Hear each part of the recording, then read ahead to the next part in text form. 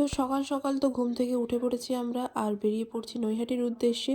আর মাইন্ডটা ফ্রেশ করার জন্য, ঘুম কাটানোর জন্য চা তো ইম্পর্টেন্ট, তাই দুজন মিলে নিয়ে নিলাম 2 কাপ চা। আর ভোরের আলো ফোটার আগেই তো আমরা রওনা দিয়ে দিয়েছিলাম। ফার্স্টেই আমরা চলে যাচ্ছিলাম হাওড়া, ওখান থেকে মেট্রো করে চলে যাচ্ছিলাম আমরা শিয়ালদা, তারপর ওখান থেকে আমরা ট্রেন ধরে গেছিলাম নৈহাটি। নৈহাটি স্টেশন থেকে বেরোলেই যখন তোমরা দেখতে পাবে এই ব্যানারটা, দেন তোমরা বুঝতে পেরে যাবে যে তোমরা বড় মার কাছে পৌঁছে গেছো। ফার্স্টেই তো আমরা গঙ্গা দর্শন করে শুদ্ধ হয়ে চলে গেছিলাম মায়ের মন্দিরের দিকে। আর মায়ের মন্দিরের সামনে বড় বড় করে লেখা আছে, ধর্ম হোক যার যার, বড় মা সবার। এরপর মন্দিরে এন্টার করলেই এত বড় একটা ফ্রেমে মায়ের ছবি বাঁধানো আছে। আর সেদিন সোমবার থাকার কারণে ভিড় ছিল অনেকটাই কম।